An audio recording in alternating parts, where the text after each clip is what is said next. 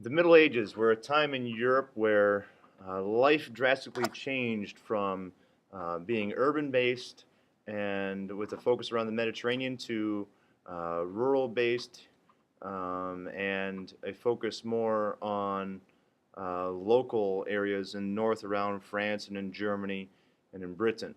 Um, so this is a drastic change from what it was before because we have the fall of the Roman Empire in 476 that marks the beginning of the Middle Ages in Europe, and then this will last until the Renaissance into the 1400s.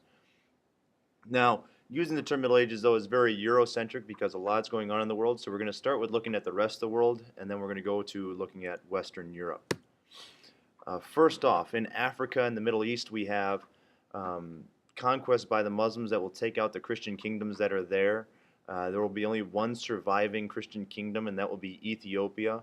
All the other ones are taken over by the Muslims, and the Christians there will convert to Christianity or will convert to Islam, but some will be allowed to maintain their status as a Christian as long as they keep paying the dhimmi tax for being a person of the book. Now, the reason why Ethiopia is able to stay an independent Christian kingdom is because of the geography in Ethiopia, where it's very mountainous and it's a steppe area. And so the Muslims were not able to go in, or it was going to be very difficult for the Muslims to be able to go in and conquer it. So they were able to hold out, and they kind of create their own unique church. Then we have in Eastern Europe, we have the Byzantines. This is the old Eastern Roman Empire, and it is a very urban civilization. The main center of focus is in Constantinople, which had about 200,000 people, and it's the main center of trade for the Mediterranean sea trade and also for the Black Sea. And the government here in the Byzantine Empire is very centralized, like it was in ancient Rome, with an emperor that tells everyone what to do and controls everything. He even controls the church through a belief or through a practice called Caesaropapism, which means that the emperor is both the political and spiritual leader. And this will lead to some problems when we get to the Western Church and the Pope. So the Byzantines do pretty well after the Eastern Roman Empire or the Western Roman Empire falls, but it starts to go downhill in 1204 and 1453 because they are sacked by the Crusaders on the Crusade, and that was the Fourth Crusade, and then the Ottoman Empire comes in and finishes them off and takes over the city of Constantinople and renames it Istanbul, which it is still today. Before this happened, though, you had a great leader, one of the early Eastern Empire leaders, Justinian I, who created the magnificent Hagia Sophia, which was a great cathedral and is now a mosque. He also created a new law code for the Byzantines called the Corpus Juris Civilis, which revamped the Roman laws and allowed the empire to last longer. And then he also tried to reunite the West and the East, but died before the process could be completed, and then the emperors after him could not hold on to the territory, and so the empire went back to its normal borders of where it had divided pretty much from Greece and Greece on east to the Holy Land or Palestine. Now, one lasting achievement of the Byzantines, other than the Corpus Juris Civilis, is that they passed on some of their culture to the Russians that were beginning to settle along in the around the city of Kiev.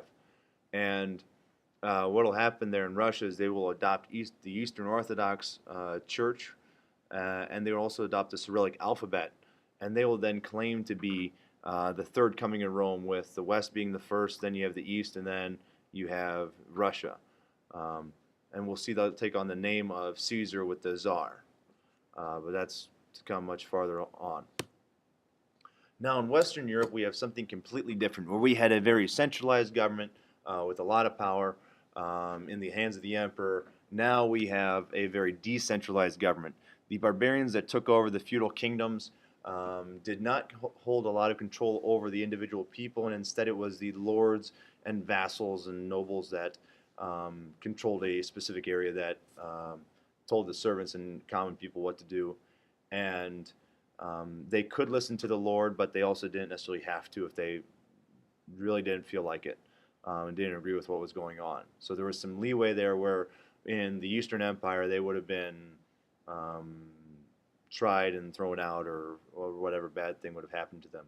And the reason why this is possible is because of a system that we know as the feudal system, where you have the king at the top, and he controls all the land in an area, but it's kind of a loose control, and he gives that land or grants that land to nobles, lords, dukes, duchesses, all those folks. And then those lords give land to their vassals, so lesser lords and knights and those kinds of people. And then those knights and vassals give land to the peasants. And this land giving is what we call a fief. And it makes the point of it is to make that person that received the land loyal to that person that gave him the land. And so in return for land and protection, the peasants will give food and services to the knights. The knights in return to the nobles will give protection and military service to the nobles. And then the nobles who control the knights will give money and knights to go and fight for the king or defend the country for the king if it's needed. And this decentralized system is strengthened by the invasions that happened with the Vikings and the Muslims, Vikings coming from the north and the Muslims coming from the east and west. And it will also enforce or kind of push this idea of the manor system, where all towns are self-sufficient and don't really trade much with their neighbors, and that people will spend almost all their time in that one little town that they were born in. And so we can see over here on the right, this is a picture of what a manor would look like, and you can see you have the fields here. You have a 3-field system, and what would happen is 1 field or 2 fields would be used during the season, each during a different season, and then 1 field would be left fallow to keep the nutrients from completely depleting. And then down here you have the village, and in the village you have all the commoners living there, all the blacksmiths and specialists, craftsmen, and then here you'll have a bigger house or bigger area for the lord or the person controlling that town, and that's where the people will go and hide behind those walls if some other manor or village or whatever comes and attacks them. So very self-sufficient, very small, and doesn't leave a lot of control for the kings to step in, since the lords have such a influence in on the local people. And then to the left here we can see the barbarian breaking up, or the barbarian divisions of the Western Empire, with the Ostrogoths and the Visigoths and the Franks controlling their respective territories. And we're going to see these will eventually become the basis for nation states that will rise up during this time period. And the first of these great nation states are the Franks, who will eventually become the Holy Roman Empire. And they are started by Charlemagne, who starts out controlling most of France. Then he goes and conquers most of Germany, conquers Switzerland, conquers the northern half of Italy, and a lot of other countries in that area. And he will control this whole territory, and he becomes kind of the new emperor, and they call the empire the Holy Roman Empire. This will then be continued by one of his descendants, Otto I, but Otto I will lose France. That will become its own nation, and he'll have a loose control over Germany, Italy, and Austria, and some of those other territories you see there. Now, the idea that the Holy Roman Empire is actually anything, or actually matches its name, is kind of a farce in historical terms, because it's not very holy empire. The Pope isn't running it. It's not a theocracy where a religion is running the government. And the Pope and the kings are always fighting with each other on who controls or who's more powerful. It's not Roman because it's based out of Germany, and they don't control much of Italy, and it doesn't encompass all the territory that Rome did. And then it's really actually not much of an empire, because if we talk about feudalism, where the king doesn't have a ton of control over the local people, that's the case here. You have a loose confederation or a loose grouping together of different principalities or kingdoms that will then claim to be part of the Holy Roman Empire, but they really aren't that well connected.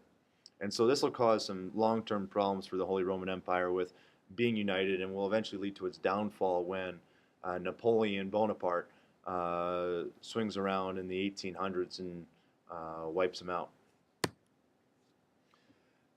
Now, the major event in the early time, or I guess maybe not the early time, but around around the 1000s and 1000 to 2000, are the Crusades in Europe. And these are a major movement in Western Europe to send Christians to go and conquer the Holy Land to prevent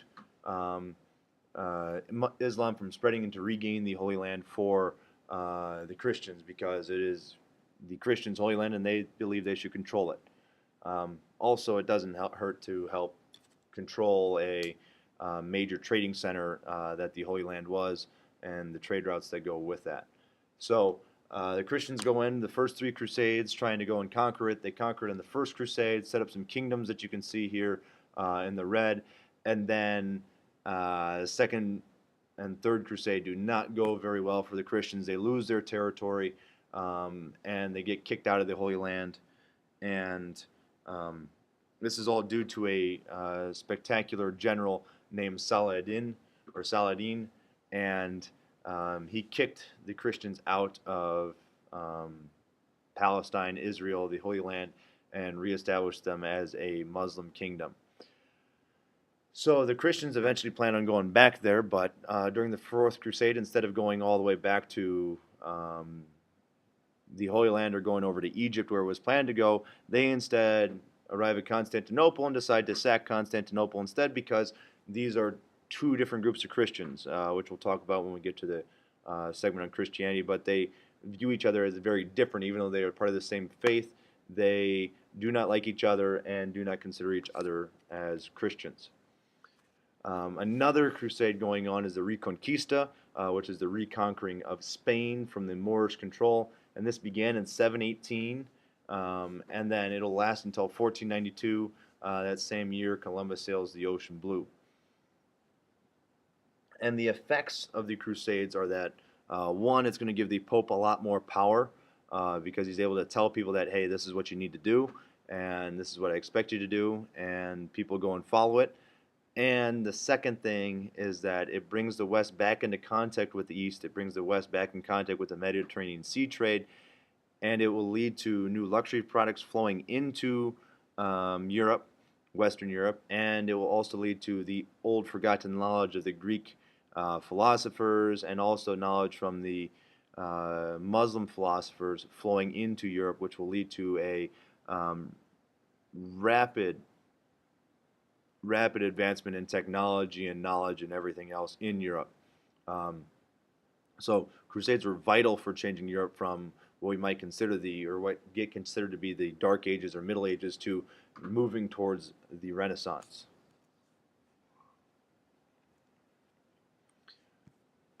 Now, after the Crusades, and even actually partially during the Crusades, there's another war raging on, and this is in Europe. This is the 100 Years' War, and this is a war between France and England over who should be the King of France. This all came about because of the first Norman king from Normandy who conquered England, William I, and had rights, or had birthrights to be a French monarch somewhere down the line. And when the French monarchy runs out of, its bloodline runs out, the English claim that they should be the ones ruling France, and so we get roughly 100 years of fighting on and off between the French and the British. And France is a much bigger country, has a lot more soldiers, but Britain is winning the war early on. They're doing very well with leaders such as Edward III, who's the one that starts the whole conflict, and his son, the Black Prince. They win at battles of Crecy, and use the English longbow that we can see here, that is very effective at taking out knights from a distance.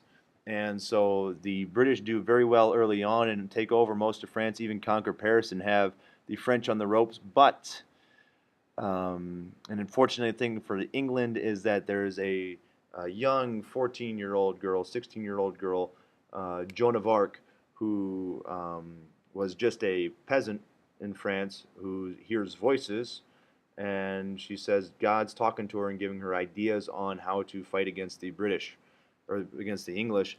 And for some reason, instead of throwing her into a mental asylum like we would today, the French listened to her as she is completely sane, which maybe I'm a little biased and whatnot, but um, it's kind of weird when uh, you got these claims, and we might today view them as you're a little crazy. And so they listened to her though, and miraculously, she leads the French to victory at at the siege of New Orleans or of Orleans, and then she leads them in battle more. And the French keep pushing back the English, but unfortunately for Joan of Arc, she'll get captured and she'll be put on trial for dressing for heresy and then dressing as a man or cross-dressing, and she'll eventually be burned at the stake for that. Um, and so, unfortunate for her, but her actions do lead to France becoming independent and controlling all of the French territory that we now know as France today, or at least most of it. And there are two important things, or three important things that come from this. One is um, a long-term rivalry between England and France has now begun, which won't be ended until we reach the World Wars. And then, because of this, there's going to be a lot of nationalism where people are very prideful about, oh, I'm English or I'm French. And so we have the English language coming to its own. And why we speak English today is because of this war, because the English lost it and they decided to speak English now instead of speaking French in the um, upper class.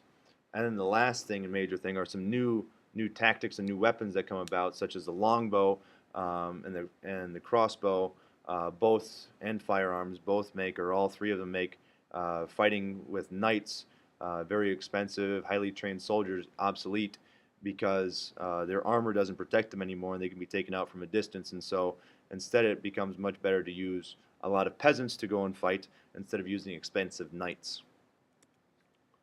And so here we have on the left a picture of Joan of Arc, and then on the right you can see the progression of the Hundred Years' War, where the British start with really just a small plot in near the region of Flanders, and they have a bit in Aquitaine, and then after 30 years or so, 20 years, they conquer a huge chunk of Aquitaine, um, and hold on to their territory near Flanders, and then they conquer more in the north.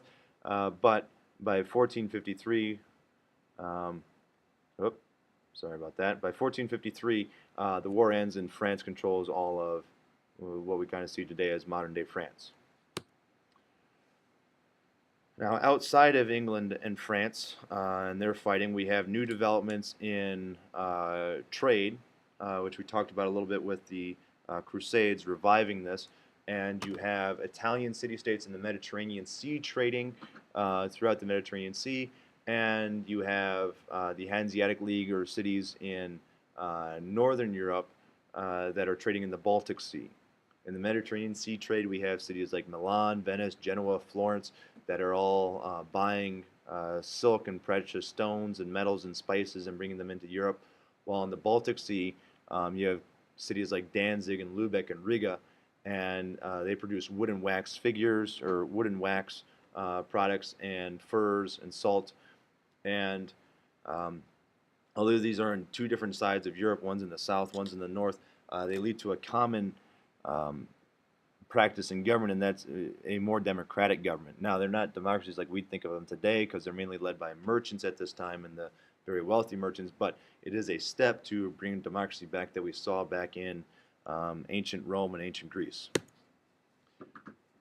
Now, another thing that happens here now because of all this trade is the Black Death sweeps through. This isn't something we're going to look in a lot of depth right now, but this causes um, millions upon millions of people to die in Europe, especially if you're in a heavily populated city like Paris or London or Florence or Rome or whatever other city you can think of.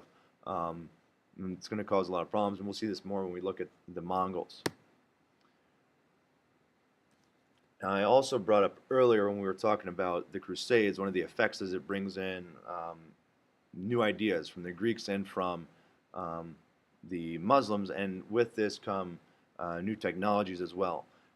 Books, we have Greek and Islamic thinkers come back, so people like Aristotle, Plato, Socrates, they flow back into Europe, and the monks and the scholars are ecstatic to see these and read these.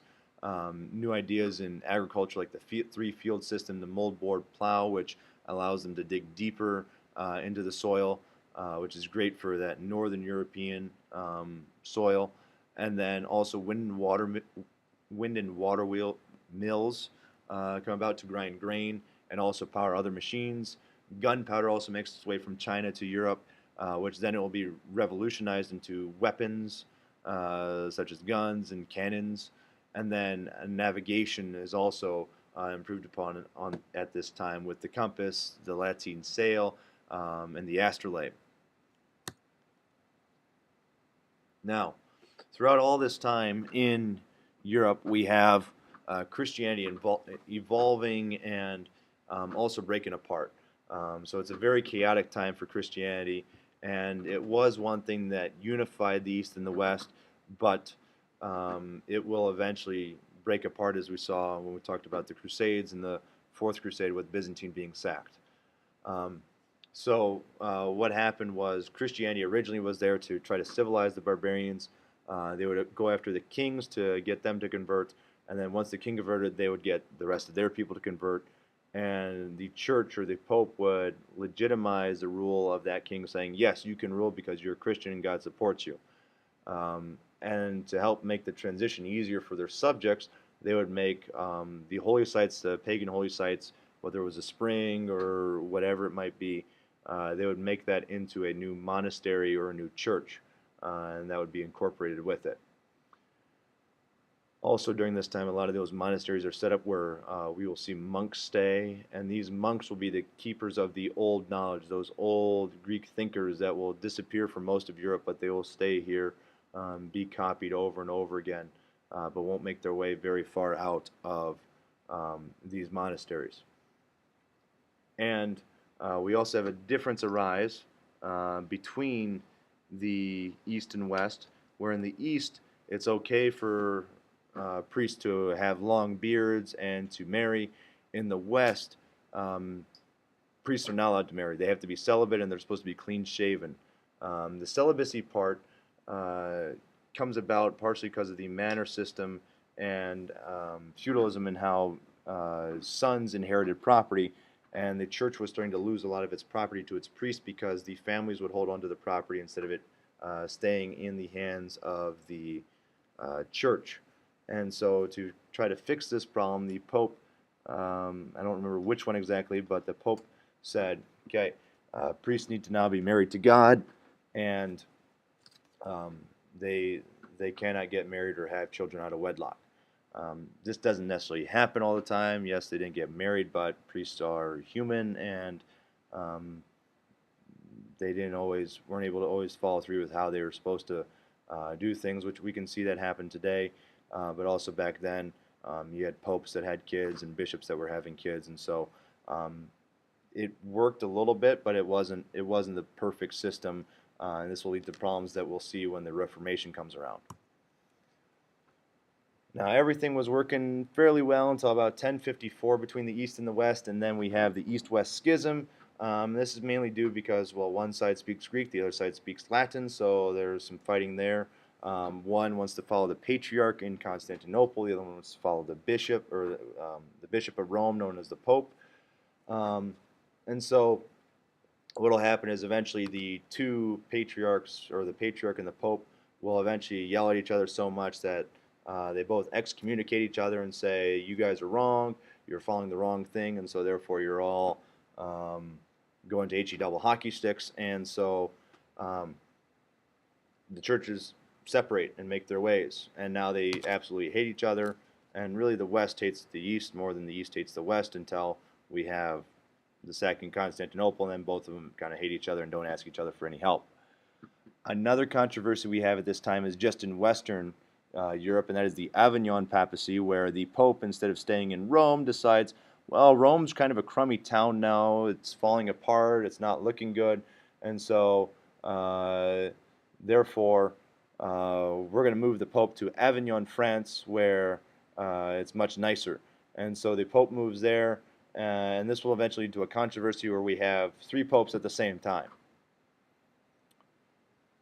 well, this confuses the people and doesn't allow people to know where they're supposed to go or what's supposed to happen. And so, um, what eventually happens is it all gets settled and the Pope moves back to Rome, but this will lead to the Reformation again, another step towards that. And then the last major problem in the Middle Ages is a thing called the investiture controversy, which is who can appoint bishops in an area. Does the king get to appoint them, or does the Pope get to appoint them? The kings say, well, we should be able to because they help us run the government. And the Pope says, well, they are a holy figure and we should be able to appoint them. And what happens is the Pope wins out in that battle because he excommunicates the king, and the king is, well, king's a wanted man when you get excommunicated because you're kicked out of the church, and anyone can kill you. And so the king flees and runs actually to the Pope and asks the Pope to forgive him. The Pope forgives him, and they go on their way and say, okay, um, kind of begrudgingly, the king gives up the right um, to choose who the next bishop will be, and the Pope gets to decide that. But the king at least gets to keep his crown and doesn't get killed by any of his people. Now, for women and other minority groups at this time, mainly Jews, life is not very good. Women early on, it's nice when there's a less centralized government and less control over them. They're able to participate in guilds and they have freedom to kind of do what they want. But when people start moving back to cities and men start getting more power, new machines come in, women get relegated back to the home and are stuck there, and men take over and do what needs to get done. Now, Jews, on the other hand, have fled to Europe to get away from all the chaos in the Middle East, and this is something that's been happening for hundreds of years, and they've been living in relative peace with the Christians, but because Jews were bankers and moneylenders and could take interest on their loans, they were viewed as very rich and very corrupt and evil, and they were sometimes claimed to have been the killers of Jesus, and so therefore they needed to be killed. So during the Crusades, Crusaders would go through Jewish towns or Jewish ghettos and go and round up as many Jews as they could and then burn them alive or kill them or do whatever and take as much money as they could get from them. Jews were also separated based on their clothes. They had to wear special hats, sometimes wear the Star of David. So they were meant to be set apart from everyone else, so that people knew they were a Jew and that they shouldn't be trusted. And at times, because of this skepticism about them, they get blamed for the Black Death and why things are happening, and then they get once again persecuted and are killed and burned at the stake, and any bad thing you could think happened to them because they get blamed for why the Black Death is happening instead of it just being a unfortunate circumstances of trade spreading a disease throughout the world.